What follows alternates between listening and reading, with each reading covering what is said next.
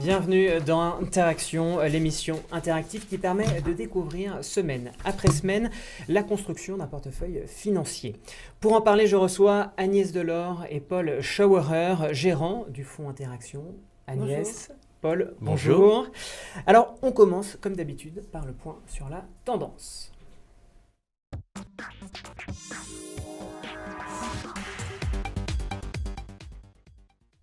Alors Paul, on va commencer par faire un petit tour d'horizon de la croissance mondiale. Je rappelle, Christine Lagarde a déclaré cette semaine que la croissance reste encore faible et surtout très lente. Se tiendra l'Assemblée du G20 les 14 et 15 avril, mais d'ores et déjà, la présidente du Fonds monétaire international a estimé qu'elle sera revue à la baisse par rapport au mois de janvier 2016.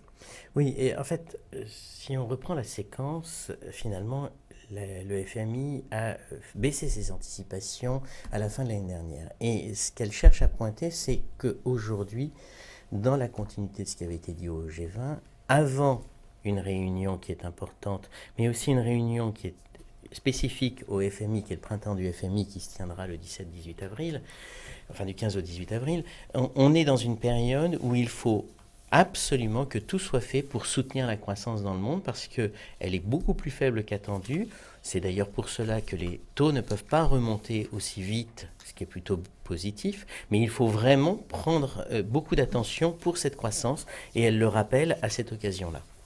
Alors, ça m'amène justement à un débat qui est né autour de la BCE et en effet ces critiques qui ont émané outre-Rhin vis-à-vis de l'institution, peut-être remettant en cause son indépendance.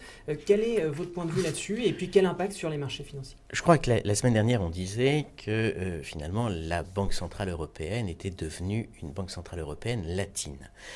Il est donc logique de voir les Allemands exprimer un point de vue et qui est certainement différent, qui a toujours été le leur, et de dire un petit peu leur mécontentement. Alors, qu'est-ce qui caractérise le côté latin ?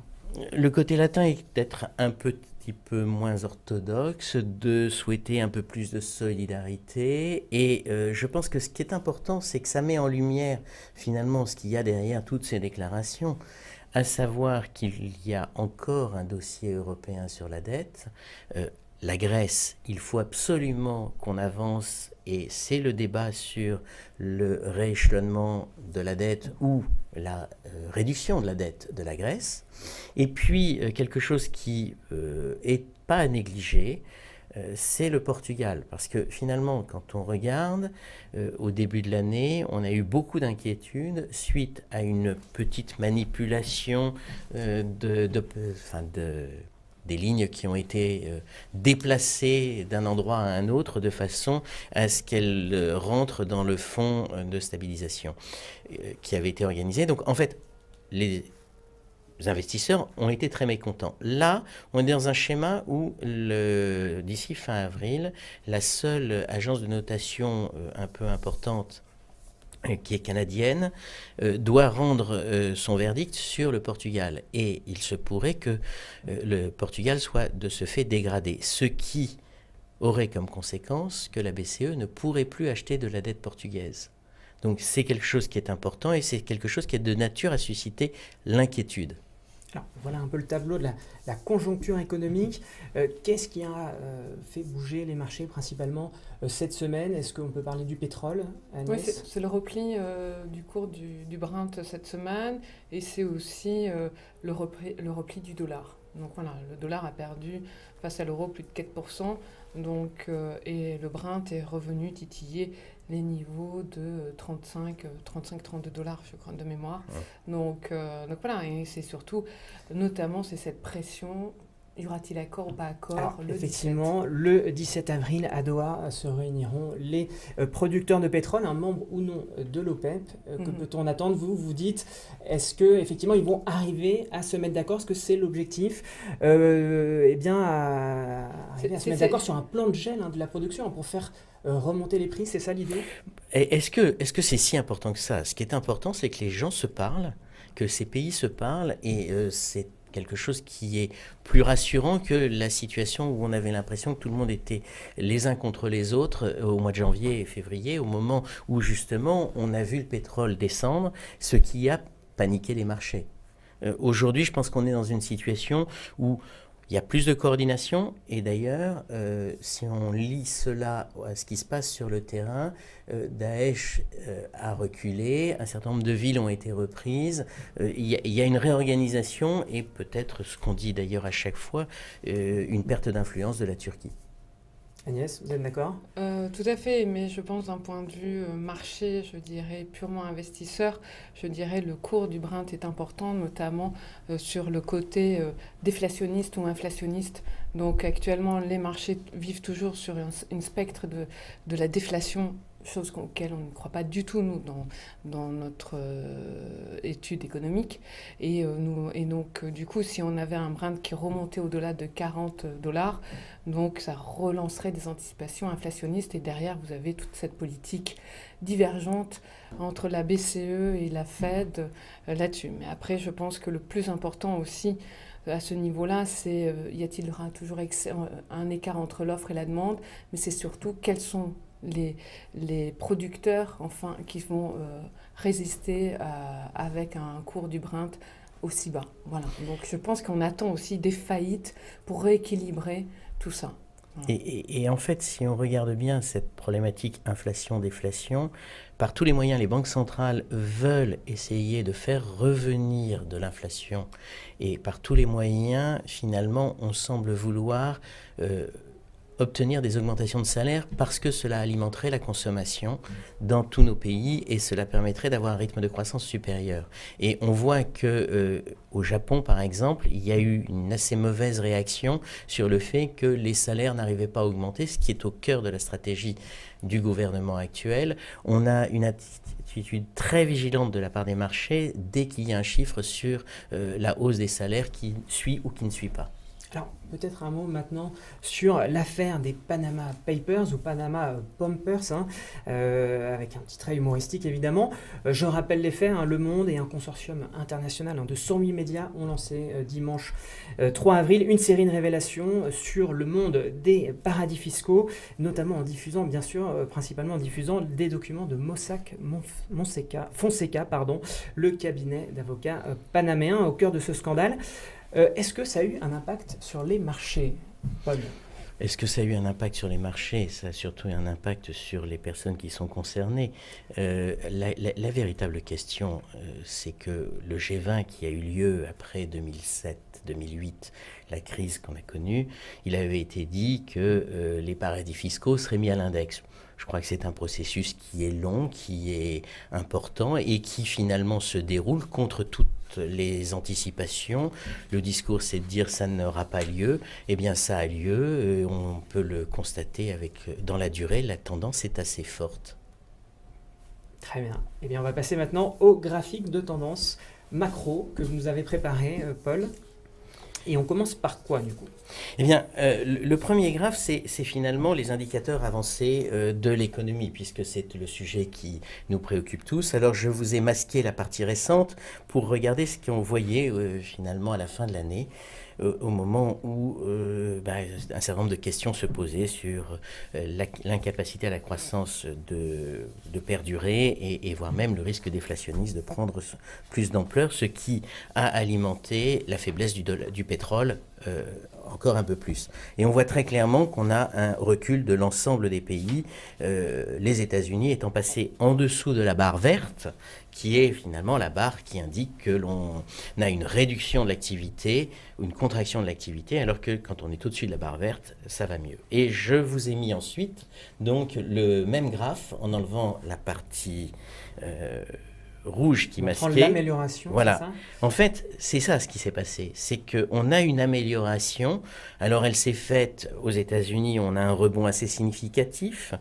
On a ce rebond aussi au Japon, qui est en orange très clair, et puis on a la Chine qui elle a très fortement rebondi après une fin d'année et un hiver qui a été particulièrement rigoureux. Je crois qu'on l'oublie un petit peu.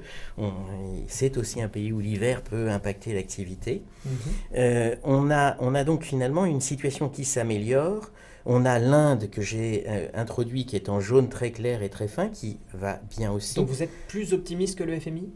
Non, c'est pas qu'on est plus optimiste que le FMI, c'est que les marchés sont amenés à constater qu'aujourd'hui, les chiffres sont meilleurs que ce qu'ils pouvaient craindre au mois de décembre. C'est ce qui explique qu'après avoir eu un tel accident, on est dans une situation où les perspectives se sont un petit peu calmées, la volatilité est revenue plus bas et le marché donne l'impression de s'être un peu stabilisé. Maintenant, on va parler de la dépréciation du dollar par rapport aux autres devises. Oui, l'élément qui est important, c'est qu'on a toujours, ça c'est un point de vue contre lequel on s'est souvent expliqué, la dévaluation du yuan, c'est pas une réalité, et les devises qui s'apprécient ou qui se déprécient, là c'est depuis le 31 octobre 2015, on peut voir que finalement les devises qui se déprécient, c'est en réalité le sterling. Alors avec la logique du Brexit qui vient derrière et des sources d'inquiétude à avoir peut-être pour la période d'élection qui sera le 23 juin. Ensuite, on a une autre donnée qui est l'appréciation de l'euro, du franc suisse et enfin du yen, appréciation qui est particulièrement forte pour le yen. Et ça, c'est des choses qui sont de nature à inquiéter un petit peu plus sur la capacité des entreprises à exporter puisqu'elles perdent en compétitivité par rapport à d'autres. C'est peut-être tout simplement l'occasion pour les pays émergents qui avaient particulièrement dévalué de retrouver de la compétitivité. On passe maintenant à notre rubrique tableau de bord.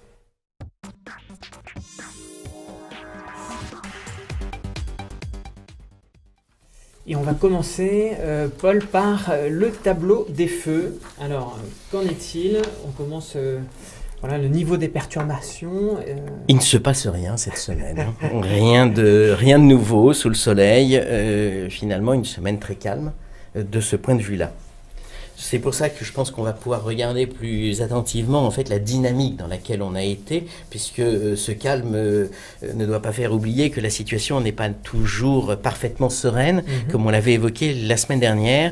La dynamique des corrélations nous laisse à penser qu'un choc pourrait faire réagir beaucoup plus violemment les marchés qu'il ne le ferait dans d'autres circonstances.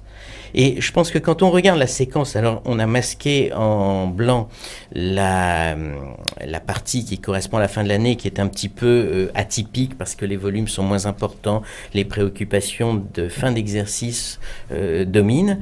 Et en comparant la situation à ce qu'il y avait il y a un an, au mois d'avril 2015, on s'aperçoit que la séquence a été très chahutée, qu'on commence à sortir d'une période qui a été vraiment très violemment chahuté, il ne faut pas l'oublier. C'est pour ça que finalement, on a eu d'abord des marchés qui ont été, dans leur comportement, c'est les indicateurs 3 à 8, très très mouvementés. Stress de liquidité et dynamique de corrélation. Avec un pic qui est intervenu dans la semaine du 11 au 18 janvier, finalement, au moment où tout le monde a imaginé qu'on bascule dans la déflation avec la baisse du pétrole qui pouvait partir vers $20. Ceci a été corrigé progressivement. Cela a ensuite affecté finalement la partie haute de notre tableau, le niveau des perturbations et le niveau des dispersions de performance, qui nous indique un petit peu la tectonique du marché, la sismique du marché, c'est-à-dire qu'il a été déstabilisé, ça va mieux. En revanche, la partie qui reste finalement affaiblie après cet accident, c'est la partie macro et microéconomique, puisque la partie microéconomique, les résultats sont toujours anticipé à la baisse et donc de ce fait on est en rouge et la partie macroéconomique en est affectée effectivement et c'est ce qu'on voit à travers cet orange et il est donc légitime d'entendre le FMI évoquer cette préoccupation-là et la rappeler à tout le monde parce que c'est un vrai sujet. Ce qui fait que la météo, eh bien on est au temps incertain, c'est ça? On reste toujours dans un temps incertain. Si on le regarde au quotidien, on a un peu l'impression de rester toujours dans la même situation et de ne pas bouger. Mais quand on regarde cette planisphère, on s'aperçoit que c'est pas anormal d'avoir un temps incertain dans une période comme celle-là. Il y a des périodes beaucoup plus sereines, beaucoup plus stables que celles qu'on vient de connaître. Eh bien voilà, pour le tableau de bord, on passe maintenant aux performances d'interaction.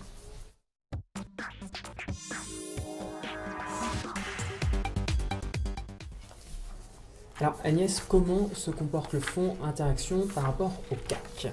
On a cette semaine, donc le marché a perdu 1,94. Donc ça, c'est Interaction qui a perdu 1,94 et le marché a perdu 1,77. Voilà, donc on est dans une phase de... Le marché est rentré dans sa phase de consolidation après le joli rebond qu'on a connu depuis le point bas du mois de février. Donc, du coup, le marché, je dirais, il y a surtout ce qui nous a pénalisé cette semaine, notamment quand on regarde les performances par secteur. Donc, voilà. Donc, on perd surtout, notamment sur le secteur défensif.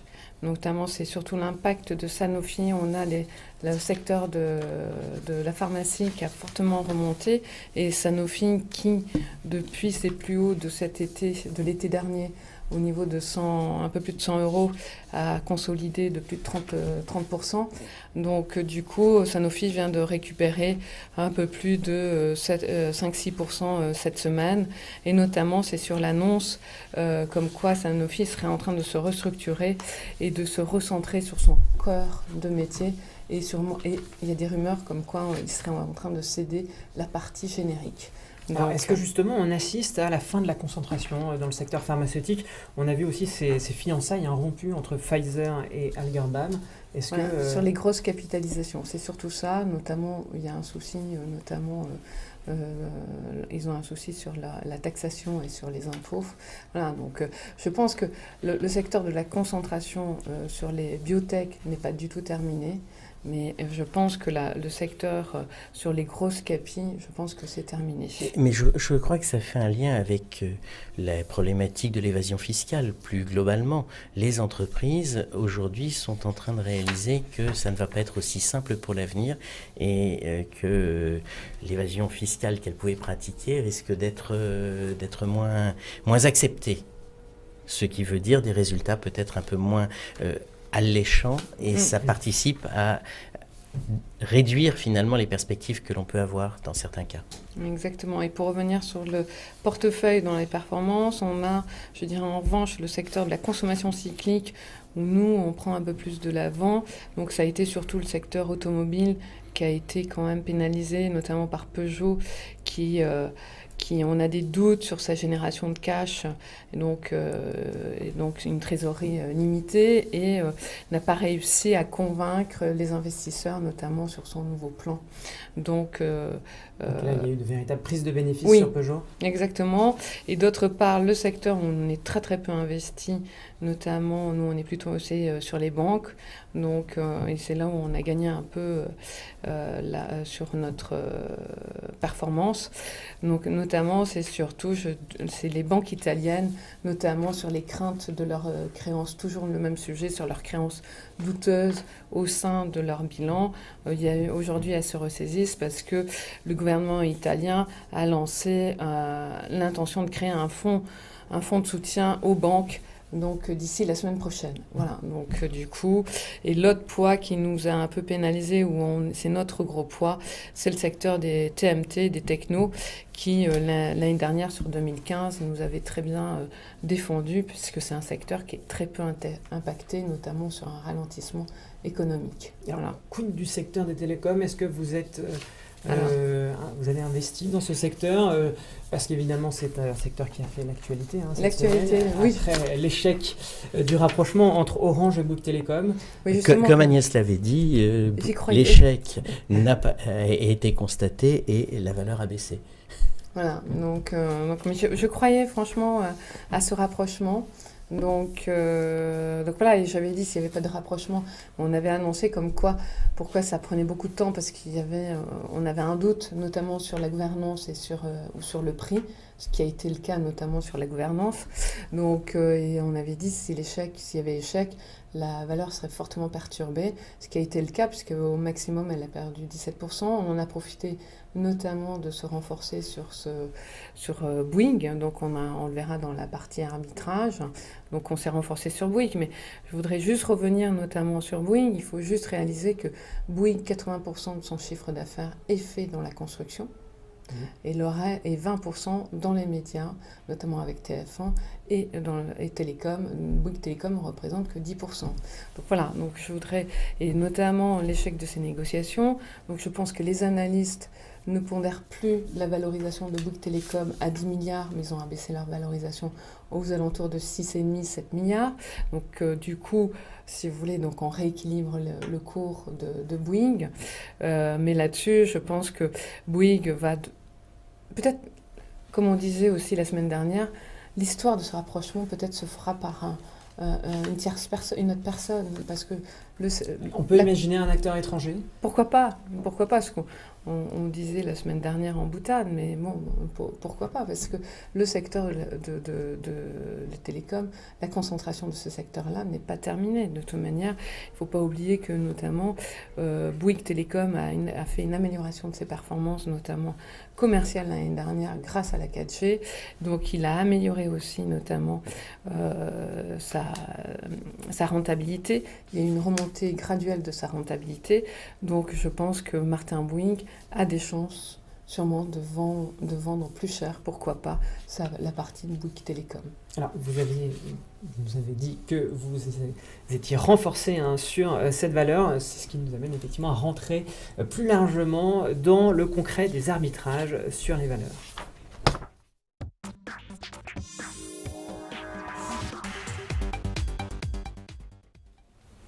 Alors, quels arbitrages cette semaine? On a fait simplement, on a renforcé notre pondération dans Bouygues cette semaine, tout simplement, c'est tout.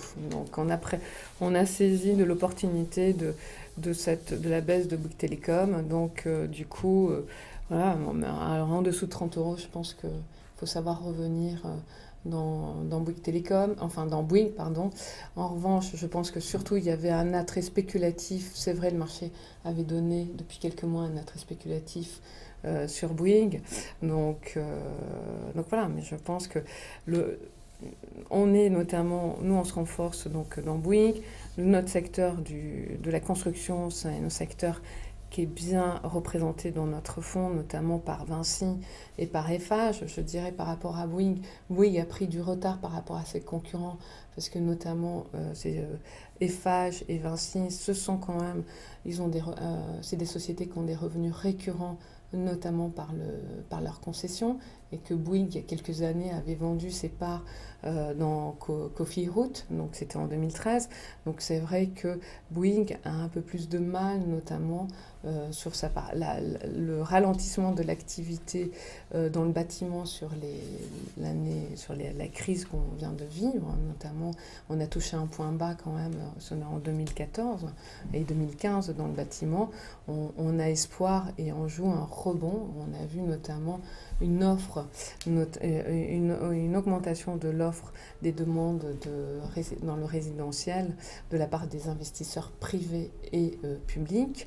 Et on a vu notamment François Hollande qui est en train de prolonger l'offre de la loi Pinel jusqu'en 2017. Donc on croit énormément à la reprise du bâtiment sur l'année 2016 et voire 2017, d'autant plus qu'on rentrera dans une année électorale. Voilà. Donc il y a un autre secteur, notamment où on est assez fort présent, c'est le secteur. On peut montrer à l'écran en effet le portefeuille d'interaction voilà. Par valeur. On a parlé de manière sectorielle tout à l'heure. Et je voulais juste dire, donc c'est le secteur notamment semi-cyclique, notamment où on voit du Thales et du Rheinmetall, donc c'est le secteur défensif. Donc notamment, il faut juste... La hausse des dépenses militaires mondiales ont augmenté de 1% par rapport à l'année dernière. Notamment, bien sûr, ça a été tiré par l'Asie et l'Océanie, bien sûr sur fond de tensions géopolitiques, mais le budget notamment de l'Europe a augmenté de 1,7%. Donc c'est des secteurs où on est fortement pondéré et malheureusement, malgré la chute du cours du Brent qui pénalise notamment les pays producteurs, notamment à acheter, je dirais, des armes, si vous voulez.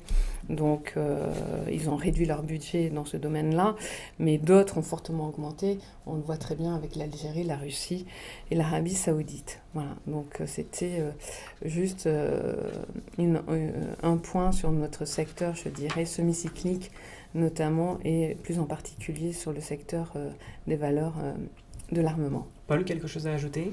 Non, je crois qu'on le dit depuis longtemps, les tensions géopolitiques montent et finalement le sentiment, enfin toutes les valeurs qui sont liées à la sécurité et à l'armement en profitent et c'est effectivement quelque chose qui est présent dans le portefeuille. Eh bien, Agnès, Paul, merci beaucoup. Rendez-vous la semaine prochaine pour une nouvelle émission Interaction.